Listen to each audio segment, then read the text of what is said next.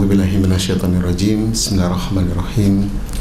Alhamdulillahilladzi hadana li hadza wa ma kunna linahtadiya laula an hadanallah. Asyhadu an la ilaha illallah wahdahu la syarikalah wa asyhadu anna Muhammadan abduhu wa rasuluh la nabiyya ba'da. Allahumma shalli wa sallim ala sayyidina Muhammadin wa ala alihi wa sahbihi wa wala. Ayyuhal hadirin, Bapak Ibu sekalian, para shaimin wa shaimat, huikum jami'an bi tahiyatil Islam. Assalamualaikum warahmatullahi wabarakatuh. Alhamdulillah, ini kali saya kedua di Masjid Al-Barakah Cyber. Alhamdulillah bisa bersilaturahmi kembali. Sekiannya saya tadi mau menyampaikan tentang lanjutan sebelumnya, ya. Kajian sebelumnya kita pernah membahas fitrah based education, pendidikan berbasis fitrah. Tapi tadi juga terpikir untuk melanjutkan membahas fitrah bakat gitu ya, tentang bagaimana fitrah bakat itu dalam kaitannya dengan kehidupan kita di muka bumi. Tapi tadi saya terpikir untuk coba menggali sesuatu yang lebih relevan dengan bulan Ramadan, begitu ya. Bapak Ibu sekalian, kita sama-sama telah mendengar, ya, bahkan setiap Ramadan kita sudah sering mendengar sebuah hadis yang dibacakan oleh yang disampaikan oleh baginda Rasulullah SAW. Man shoma Ramadana imanan wa ihtisaban ghufira lahu ma taqaddamat li dzambik. Kita sering betul mendengar hadis ini. Barang siapa yang menjalankan puasa gitu ya, dengan imanan wa ihtisaban, dengan iman, penuh keimanan dan penuh perhitungan, ihtisab gitu ya, maka Allah akan ampuni semua dosa-dosanya yang telah lalu, ya. Bahkan di hadis lain dikatakan oleh hadis lemah, ya, kembali seperti anak yang baru lahir, kembali fitri begitu. Kalau dalam konteks satu Syawal nanti, ya, kita sering mendengar bahwa nanti kita akan kembali ke fitri, Idul Fitr. Walaupun para ulama mengatakan juga yang disebut fitrah itu kembali makan begitu ya. Tapi dalam konteks fitrah itu kita bisa memaknakan barangkali lebih dalam, bahwa selama 30 hari ini kita Ramadan, kita saum ya dengan sungguh-sungguh begitu, agar nanti kembali kepada titik kesadaran kita sebagai seorang mukmin, ya. Titik kesadaran untuk apa kita hadir di dunia, untuk apa kita hidup di dunia, misi apa yang harus kita emban di dunia, yang akan kita tunaikan hingga ajal menjemput kita. Teman-teman sekalian, kata iman dan ihtisaban ini sesungguhnya luar biasa. Kalau kita orang manajemen tentunya paham begitu ya, betapa pentingnya dua kata ini, ya, tentang belief, tentang fight, keyakinan, spiritualism gitu ya, spiritual, dan tentang bagaimana melakukan sesuatu dengan presisi dan akurat. Dalam konteks manajemen, imanan itu sering diartikan dengan do the right thing, bagaimana kita melakukan sesuatu dengan benar, ya, mengakar dalam begitu. Dan ihtisaban sebenarnya do the thing right. Ya, kalau dari project management tuh ada do the right thing, ada do the thing right. Hari ini Bapak Ibu sekalian, semua hal yang terkait dengan kehidupan, syarat-syarat sukses sebuah bisnis selalu diawali dari dua hal tadi, do the right thing dan do the thing right. Bagaimana melakukan sesuatu dengan penuh keyakinan, belief, dan bagaimana mengeksekusinya dengan penuh perhitungan. Gitu ya, dua itu, iman dan ihtisaban. Karena ibadah dalam Islam itu adalah simbol yang apabila kita terapkan dalam kehidupan keseharian itu juga akan mencerminkan kesuksesan, begitu ya. Kalau iman dan ihtisaban adalah syarat di mana kita diampuni dosa-dosa selama Ramadan, selama berpuasa begitu. Maka iman dan ihtisaban ini kalau kita terapkan dalam keseharian kita nanti setelah Ramadan, dalam pendidikan, dalam bisnis, dalam pernikahan begitu ya, itu luar biasa dahsyat. Teman-teman sekalian, sebuah riset tahun 90 ya tentang top 19 ya, 19 orang tamatan Harvard terbaik. Itu di riset angkatan 90. Mohon maaf yang tamatan Harvard ya. Ada yang tamatan Harvard di sini? Ini bukan saya ngomong, tapi riset sebuah artikel bilang angkatan Harvard tahun 19 orang terbaik itu di riset selama 15 tahun. Ternyata setelah 15 tahun, sekitar 2010 gitu ya, dibuka risetnya, separuh dari 19 orang ini ternyata ditemukan melakukan manipulasi keuangan besar-besaran sehingga perusahaannya bangkrut dan karyawan menderita.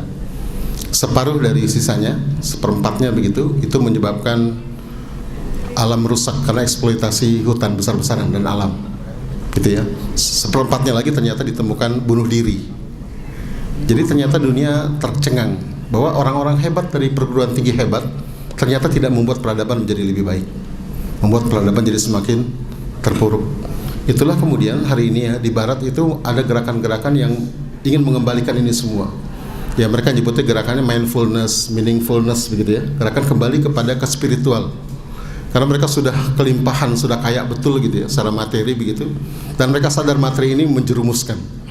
Gitu ya, maka mereka bergerak sekali. Mereka menyadari bahwa sistem pendidikan itu hanya melahirkan human thinking sama human doing. Orang yang cerdas otaknya dan orang yang terampil, tapi tidak menjadi human being, tidak menjadi insan kamil, tidak menjadi manusia robbani kalau dalam Islam. Ya, tidak menjadi insan kamil, manusia yang hati, gerakan, pikiran, perasaan selalu bercermin ke langit begitu.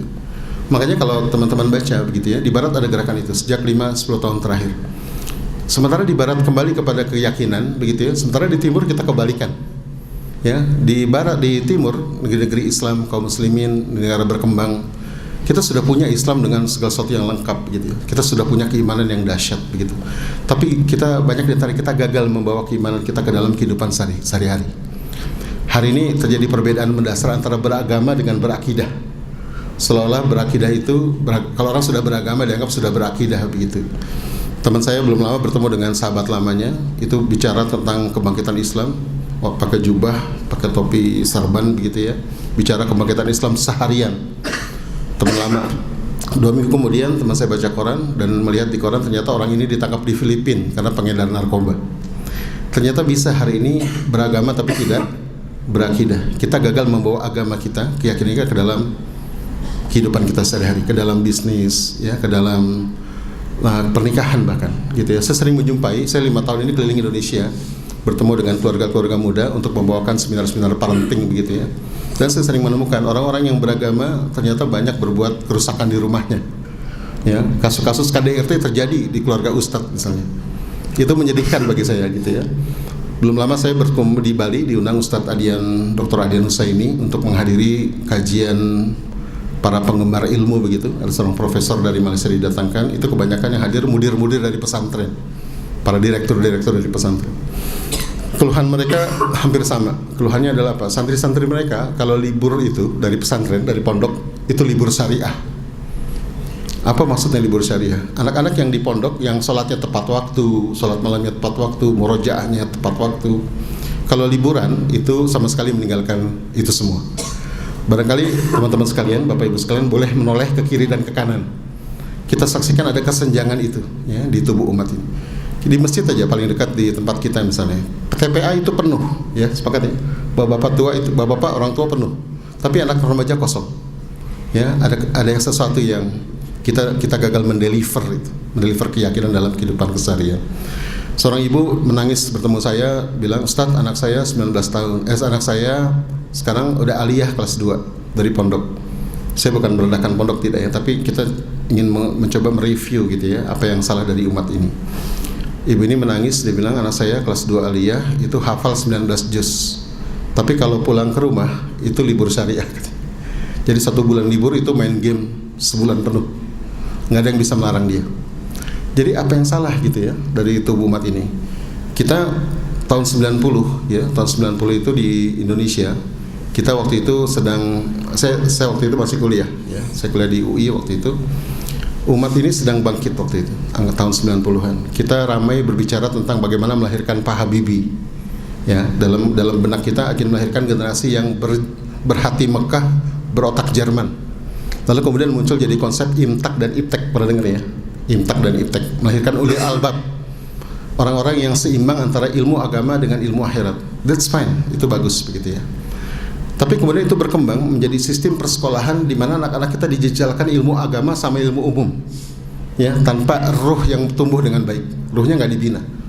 Saya belum lama ke pondok pesantren di Cirebon, ya, yang dimana sebagian besar santrinya adalah dari ustadz-ustadz di Jabodetabek. Gitu.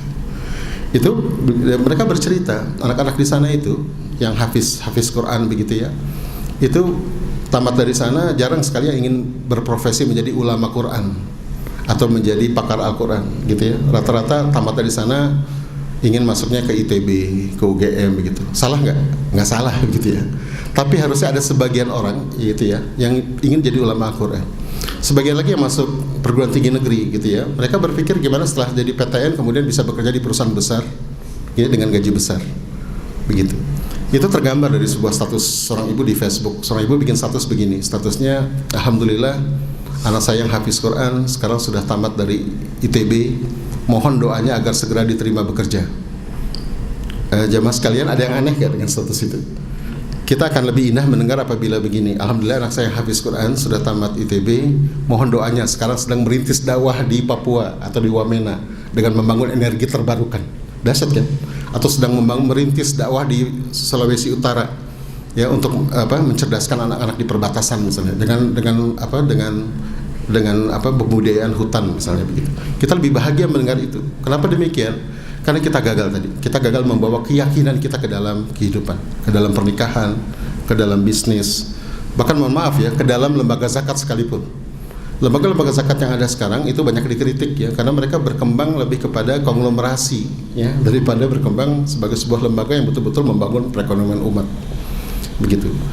Mohon maaf juga gitu ya, kemarin waktu di Bali itu dibahas juga ya, hari ini produk-produk muslim ya, seperti perbankan syariah, sekolah Islam begitu ya, dan seterusnya, itu tidak berangkat dari filosofi yang dalam tentang Islam, tentang keimanan. Akhirnya apa? Wujudnya cuma casing-casing, mohon maaf ya, tanpa merendahkan usaha teman-teman yang ingin mensyariahkan bank-bank konvensional begitu ya, tanpa merendahkan maksud itu. Tapi kita melihat tanpa tanpa world view, kalau Ustaz Adian Husaini menyebutnya world view, Islamic world view gitu. Tanpa cara pandang yang utuh tentang peradaban, ya, tanpa keimanan yang utuh yang mewarnai seluruh cara orang berpandang begitu ya. Cara berpandang robani begitu ya, cara pandang ke langit begitu, nanti melahirkan justru produk-produk yang cuma penempelan aja, casing-casing ya, casing-casing Islam ya, begitu. Nah, ini kemudian menjadi kajian serius ya waktu saya di forum-forum itu. Ya, kita melihat ada yang salah dengan pendidikan anak-anak kita. Jadi sementara di barat sekarang, kalau di barat yang laku buku-buku ya, kalau kita baca buku-buku yang laris di barat itu buku tentang spiritual ya, wisdom driven. Bagaimana spiritual driven, bagaimana mendrive perusahaan lebih bermakna, ya, lebih punya makna, lebih punya konteks dalam kehidupan, lebih banyak memberi manfaat. Mereka hidup di jantung kapitalisme dan materialisme begitu ya. Tapi mereka punya kesadaran gitu. Mereka orang yang berpengalaman habis-habisan di materialisme dan tahu rasanya betapa menderita hidup dalam materialisme begitu. Maka sekarang gerakan itu muncul di sana, meaningful. Kalau kita baca nasihat-nasihat para bisnismen di barat seperti misalnya Gai Kawasaki ya, yang belum lama ditulis Pareto Kasali. Gai Kawasaki adalah seorang co-founder di Apple, mengatakan jangan cari uang tapi cari makna. Kalau kamu cari makna, nanti makna datang, uang datang gitu. Tapi kalau kamu cari uang, nanti uang hilang, makna hilang. Jadi nasihatnya ke sana. Sekarang seperti spiritual kayak Deepak Chopra misalnya, itu diundang menjadi narasumber. Padahal dia ngomongnya tentang kearifan, ya, ngomongnya tentang kebijaksanaan. Jadi hari ini di barat sudah bergerak ke arah wisdom driven, ke arah kebijakan. Sementara kita di timur itu bergerak ke arah yang lebih materialisme. Buku-buku yang laku di sini adalah buku apa? Buku cara kaya ala Islam, kaya 30 hari. Ya, bagaimana menjadi pengusaha sukses tanpa hutang gitu. Bahasa-bahasa yang mohon maaf ya, bahasa-bahasa yang demikian, bahasa-bahasa yang sebenarnya materialisme yang dibungkus dengan agama. Ya, bukan sebuah keluhuran di mana kita ingin membuat peradaban yang lebih dahsyat, peradaban yang lebih hebat seperti peradaban Islam sebelumnya. Begitu ya. Di barat buku-buku tentang meaningful, mindfulness itu laku keras begitu hari ini. Dan mereka melihat bahwa itu barangkali ya membuat peradaban mereka sekarang walaupun sudah diambang kehancuran mulai bangkit kembali perlahan-lahan karena mereka menyadari itu. Hanya saja gini, kelemahan mereka ada satu hal ya, mereka tidak beragama dan tidak bertuhan. Itu kelemahan. Harusnya kaum muslimin itu saat tepatlah hari ini untuk mendakwahi mereka, untuk menyempurnakan akhlak mereka, untuk menyempurnakan kearifan kebijakan yang mereka buat hari ini dengan tauhid, dengan keimanan. Tapi masalahnya kita sendiri gagal membawa keimanan ke dalam kehidupan kita, gitu ya. Waktu di pondok pesantren itu saya lihat kurikulum anak-anak kita itu, ya itu dahsyat tuh kurikulumnya. Jadi para ustadz-ustadzah tuh mengeluh SKL mereka 3, ya, standar kompetensi lulusan yang harus ditunaikan tuh 3. Satu kurikulum agama, satu kurikulum umum, satu lagi kurikulum pesantren. Jadi anak-anak itu kurang lebih mendapat 40 kurikulum plus harus hafal 30 juz plus harus bisa bahasa Arab begitu tamat. Gitu ya. Itu jadi apa ya? Kita berpikir anak-anak itu harus tahu semua, tapi kita nggak berpikir anak itu mau dibawa kemana gitu. Apa mission of life-nya begitu. Ya, saya sering beri contoh Pak Habibie misalnya. Ya, Habibie itu bakatnya engineer, gitu ya, bakatnya engineering. Bidang minatnya adalah kapal terbang. Begitu dia pemuda di kuliah di Jerman, maka bakat dan minatnya ini kemudian menjadi mission. Ya, bertambah dengan keimanannya, dengan kecintaan pada Indonesia, kemudian jadi mission of life. Aku ingin bangun Indonesia dengan industri kedirgantaraan. Clear, gitu ya, clear tuh. Saya jarang menemukan anak-anak kita hari ini punya misi yang tajam gitu ya, bahkan mahasiswa sekalipun. Saya ingin bangun Indonesia dengan apa misalnya, atau saya ingin bangun Jawa dengan apa, saya ingin bangun daerah kelahiran saya dengan apa, gitu ya. Itu jarang saya temukan tuh. Ya, misi yang kokoh begitu. Kebanyakan anak-anak kita itu korban persekolahan ya. Kalau kita kan orientasi urbanisasi kan. Jadi mikirnya bagaimana setelah tamat itu kuliah ke kota, dari kota nanti bekerja di kota, kawin di kota, tinggal di pinggiran. Hampir semua begitu ya. Maka Jakarta makin lama makin tidak nyaman untuk ditempati, sepakat ya. Makin gak nyaman. Berapa banyak ayah yang harus berangkat gelap-gelap, pulang gelap-gelap, gitu ya. Apalagi sudah nggak mungkin lah kalau pendatang bisa tinggal di Sudirman, udah nggak mungkin kecuali kos ya. Pendatang kebanyakan tinggalnya pinggiran ya, daerah pinggiran sekitar Jakarta ya, Depok, Ciledug sampai Bojong, kalau Tangsel terus gitu ya. Itu pagi-pagi jam 4 harus sudah berangkat atau jam 5 ke Jakarta semua. Begitu ya. Dan ini sudah tidak nyaman ya untuk kehidupan, tidak keseimbangan. Saya tidak bisa membayangkan bagaimana seorang ayah itu bisa menunaikan tanggung jawab mendidik anaknya kalau dia setiap pagi harus berangkat sebelum anak bangun dan sudah pulang ketika anaknya sudah tidur. Nggak bisa terbayangkan. Di barat ya, kayak di Finland, di Swiss, itu jam kerja dikurangi. Sekarang udah 3 hari seminggu. Ada lagi 4 hari sepekan. 3 hari kemana? 3 hari membersamai keluarga. Karena bagi negara, bersama keluarga itu bagian dari fitrah yang harus disalurkan. Kinerja karyawan meningkat, moralitas meningkat ketika fitrah-fitrah itu disalurkan. Makin banyak dia punya waktu untuk bersama keluarga, bersama istrinya, bisa merancang bisnis keluarganya sendiri dengan passionnya, maka kinerja di perusahaan jadi meningkat. Kalau kita, sementara mereka berubah ke arah sana ya, di mana keseimbangan itu mulai ditampilkan, kita menuju kepada hal-hal yang sudah mereka tinggalkan di masa lalu. Hari ini jam kerja meningkat, gitu ya. Sekolah coba sekarang, sekolah makin ganti menteri sama ya, nambah kurikulum. Ya, kemarin ada rame-rame banyak koruptor, tambah lagi kurikulum anti korupsi. Belum lama banyak teroris, tambah lagi anti kurikulum anti teroris. Nanti ada LGBT, tambah lagi kurikulum anti LGBT. Saya membayangkan dulu kita sekolah setengah hari, sekarang sekolah full days. Saya membayangkan 10 tahun ke depan mungkin pada Isya baru pulang. Karena apa? Berpikir harus dijejelin semua hal, harus dimasukin kepala anak kita. Konsep imtek tadi diterjemahkan sebagai harus menjejalkan anak kita dengan 2 hal itu. Ya, ilmu agama yang banyak dengan ilmu yang banyak. Tapi kita kehilangan mission. Mau dibawa kemana anak kita? Ya, mau dibawa kemana anak kita? Saya lanjutkan cerita Pak Habibie tadi. Pak Habibie ketika bernikah, maka misi personalnya kemudian jadi misi keluarga. Dan Bu Ainun dukung habis itu. Ya, dan Pak Habibie dalam wawancaranya mengatakan di Indonesia, di dunia hanya ada 2 orang yang register pesawat terbang, arsitektur pesawat terbang. Satu B.J. Habibie, satu lagi Ilham Habibie, gitu ya. Dan Pak Habibie bilang itu kerjaannya Ainun, katanya. Dan Ainun seorang istri yang sangat mendukung misi suaminya, gitu ya. Jadi kita tahu betul ya, ketika Bu Ainun meninggal betapa Pak Habibie goyang betul. Jadi laki-laki yang didukung misinya oleh istrinya itu cintanya cinta habis itu. Jadi ini para ibu ya, ini rahasia para laki-laki, Bu. Kalau ibu ingin dapat cinta penuh dari suami dunia akhirat, dukung misinya, gitu ya. Ada seorang ibu bilang, sepakat Ustaz, tapi masalahnya suami saya nggak punya misi, gitu. Masalah lagi tuh. Misinya apa? Kamu apa sih misi-misian gitu ya? Kalau ngomong sama suami, ya bikin misi dong ya. Kalau kita mau kemana ya, gitu ya. Banyak orang nggak penting misi. Kalau permisi penting, misi nggak penting. Gitu. Apa sih kamu ribut amat bikin misi? Yang penting tahu nggak ya? Suami teladan itu, suami yang terbaik itu, suami yang sedikit bicara banyak transfer. Itu kan begitu sekarang ya. Yang penting cicilan beres, asuransi beres, mobil beres, sudah, jangan banyak ngomong gitu. Maka sekarang hari ini banyak suami-suami takut istri ya. Saya ngisi forum ayah di Bandung, ada 200 ayah di Bandung, itu MC-nya bikin jokes. Ayah-ayah yang takut istri pindah ke kanan semua pindah. Ya ada ya satu diam aja gitu. Ayah berani sama istri? Enggak Pak, barusan di WhatsApp kata istri saya jangan pindah katanya gitu. Dan sama juga ternyata gitu. Gitu kan? Ini ada sesuatu nih yang jadi keyakinan itu nggak masuk ke rumah tuh. Ya, waktu-waktu ayah untuk mendidik anak gitu ya, itu membuat misi apalagi itu nggak sampai. Nah, Pak Habibie itu begitu, cinta Habibie sama Bu Ainun luar biasa. Kalau kita baca sepanjang sejarah, para wanita yang mendukung misi suaminya cinta habis. Ya, Hajar dengan Nabi Ibrahim alaihissalam. Ya, betapa Bunda Hajar mendukung penuh visi kenabian Nabi Ibrahim alaihissalam. Ya kan, ditinggal di padang pasir coba. Ya, kalau kita baca sejarahnya tuh sedih-sedih haru gitu ya. Begitu Nabi Ibrahim meninggalkan Bunda Hajar, terus Bunda Hajar bilang, Abi, apakah Abi tega ninggalkan kami? Nabi Ibrahim berhenti, tapi nggak menoleh, jalan lagi. Abi, apakah Abi nggak tega meninggalkan kami? Berhenti sejenak, nggak nengok, jalan lagi Nabi Ibrahim. Abi, apakah ini perintah Allah? Terus Nabi Ibrahim nengok, bilang, ya ini perintah Allah.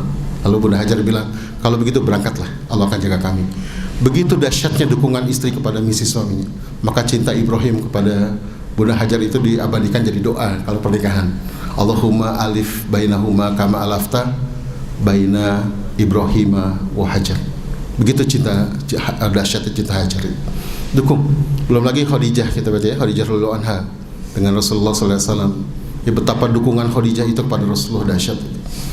Gitu ya. Dan para laki-laki yang punya misi itu, ya, itu keimanannya masuk ke dalam misi itu. Keimanannya, potensinya, bakatnya, semua masuk ke sana. Gitu. Saya belum lama baca seorang ustadz mengatakan gini, kita sering mendengar kisah Isra Mi'raj ya. Isra Mi'raj kita sering mendengar, Nabi diisrokan ke Aqsa, kemudian dimi'rajkan ke langit ketujuh, Sidratul Muntaha begitu. Sebuah tempat yang paling tinggi di muka bumi yang belum pernah dicapai manusia. Itu Rasulullah diberi tiket Isra Mi'raj ketika lagi sedang terpuruk, ya kan? Kakeknya meninggal, ya, istrinya meninggal, lagi sedang umat Islam lagi sedang dihimpit luar biasa, ya, di sebuah lembah yang diisolir begitu. Diberangkatkan ke langit, ya, ditunjukkan surga, bertemu dengan Allah, memimpin sholat para nabi-nabi, ditunjukkan neraka, kemudian dijamin akan masuk surga, gitu. Lalu pertanyaannya, kalau kita seperti Rasulullah mau pulang lagi nggak? Kalau kita Rasulullah, ya, atau gini deh, kita lagi sedih, lagi terpuruk, takut istri misalnya, ditinggal istri misalnya gitu ya, ditinggal keluarga, habis PHK misalnya, tiba-tiba dapat tiket ke Lombok, lalu ditawarkan di rumah di sana yang indah begitu ya. Kira-kira mau pulang lagi nggak? Pasti nggak mau pulang lagi tuh, gitu ya. Tapi kata Muhammad Iqbal, seorang sastrawan besar Pakistan, mengatakan Muhammad pulang lagi tuh, pulang lagi ke bumi. Satu-satunya jawaban apa? Kenapa dia mau pulang ke bumi? Karena Muhammad ingin menyelesaikan misi hidupnya. Begitulah Bapak Ibu sekalian, orang-orang yang punya mission dalam hidupnya, orang-orang yang membawa keimanannya ke dalam perannya dalam hidup itu ajak dia, maka pulang itu. Kata Iqbal dalam tulisannya, Muhammad Nabi orang Arab itu pulang karena ingin accomplish, ya, menyelesaikan misi hidupnya. Dan kita kembali ke cerita Pak Habibie. Habibie sekarang umurnya berapa? 80 tahun, ya. Berhenti berkarya nggak? Nggak berhenti berkarya. Makin menjelang akhir ajalnya, makin menjelang akhir hayatnya, makin produktif dia. Lebih produktif dari ketika menjabat menteri dan menjabat jadi wakil presiden. Luar biasa. Belum lama kita dengar Mahathir Muhammad usia berapa? Sebenarnya terlepas dari beliau benar apa salahnya, dia punya misi untuk membangun Malaysia. Dan 92 tahun ketika melihat ada yang salah dengan negaranya, balik lagi tuh bangun Malaysia. Dahsyat tuh, 92 tahun. Gitu ya. Orang-orang yang menganggap bahwa bekerja adalah cuma ini, cari uang begitu ya. Kata Hamka mengatakan, apa bedanya dengan binatang? Apa bedanya dengan hewan kalau kita cuma cari uang, cukup makan, cukup minum, bisa menikah, punya anak, bisa nyekolahin? Apa bedanya kita dengan hewan? Gitu. Kita hidup on mission. Kita hidup harus membawa keimanan kita ke dalam keseharian kita, menjadi sebuah misi hidup. Tugas apa kita di dunia itu dan mau kemana kita menjalani kehidupan ini. Nah, mudah-mudahan Ramadan ini Bapak Ibu sekalian, kita betul-betul meresapi apa yang dimaksud dengan imanan wahtisaban. Ya, bagaimana keimanan itu merasuk ke dalam kehidupan kita sehari-hari. Kita mungkin mengatakan, bagaimana mungkin bisnis kita hidup di dunia kapitalisme, materialisme. Bagaimana mungkin keimanan kita bisa masuk ke dalam bisnis kita? Mana mungkin keimanan kita bisa masuk ke dalam dunia yang sekuler seperti ini, misalnya dalam gitu ya. Kita barangkali lupa juga ya, Rasulullah SAW itu dulu diutus dalam sebuah kondisi di mana Islam itu belum ada bahkan ya. Gitu. Dulu orang mengira Rasulullah diutus di jantung Romawi, di jantung Persia gitu. Ya, untuk memberantas kezaliman, tapi tidak. Allah Subhanahu wa taala justru mengutus Rasulullah di padang pasir di Mekah. Sebuah tempat yang tidak dipedulikan oleh peradaban manapun. Imperium Romawi dan Yunani lebih tertarik ke Yaman, jauh di selatan, karena Yaman lebih subur. Kalau Mekah tuh orang nggak ada yang tertarik gitu. Ya, udah kering, masyarakatnya Badui begitu ya, susah diatur. Orang malas tuh menjajah Arab, orang malas. Orang lebih senang menjajah Yaman misalnya.